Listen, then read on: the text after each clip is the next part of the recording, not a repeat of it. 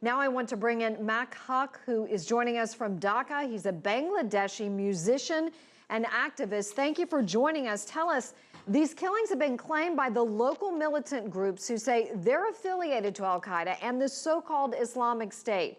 But the government there where you are has been dismissing this, saying it's the work of a hardline local group with a political motive. What is your feeling on this?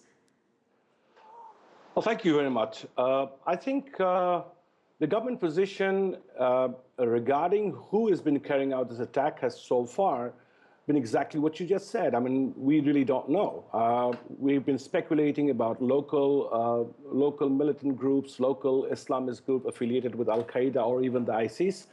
But so far there have been absolutely no indication to state that things have deteriorated that far until about this evening, I guess. Today's evening, in fact, changes the whole scenario because this looks pretty much, this has got all the hallmarks of an ISIS attack.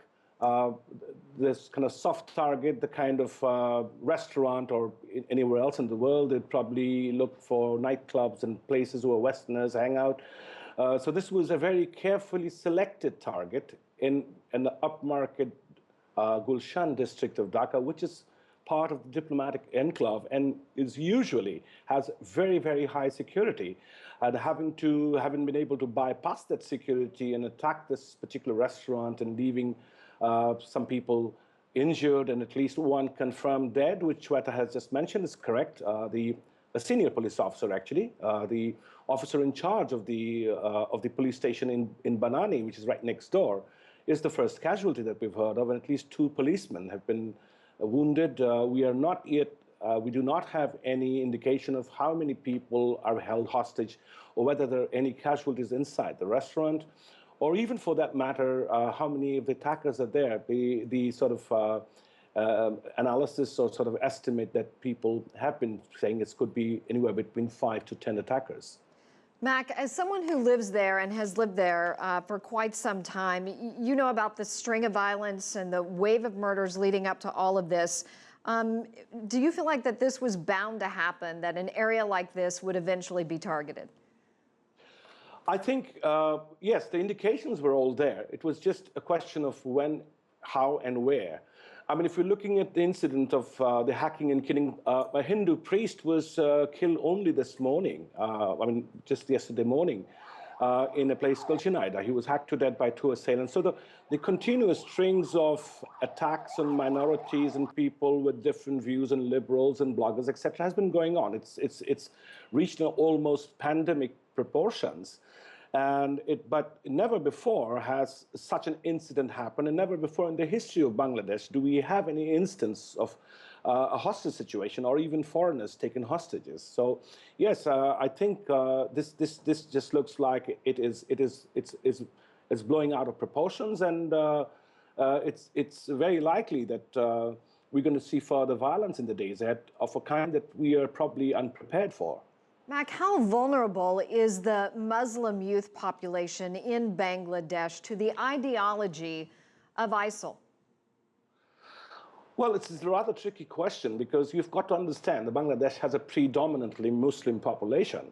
And that being the case, the other aspect that the Western world or most people miss out is that we also have a very strong secular tradition. And this tradition goes back a few thousand years. We have lived here in harmony for centuries, and there have been very, very few incidents other than the 1947 partition, which happened on communal riots and stuff like that. We haven't had any instance of people not living in harmony in this country. However, given the changed the nature of the world, the vast Islamophobia, the kind of insinuation being cast on Muslims, do have a tendency to upset a lot of people, and I'm not at all surprised that some of the militants here also believe that the only way through is for a kind of an armed resistance or armed jihad against any kind of liberal ideas and follow the strict Islamic Sharia.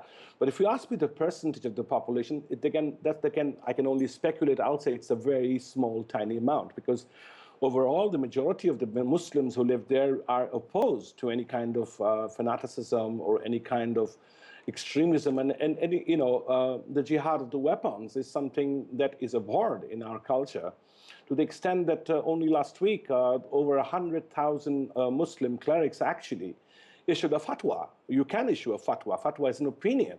And the opinion was, and they went verse by verse of the Quran. It's a very thick document issued by the government to say we are against any kind of radicalization or violence in the name of Islam. So as far as we are concerned, this could be a minority thing, and as we can see, they're choosing soft target, but this particular target has been well thought of and well researched, and they are getting the kind of attention that they would want. And I think it's only a matter of time to see how the authorities in Bangladesh will respond.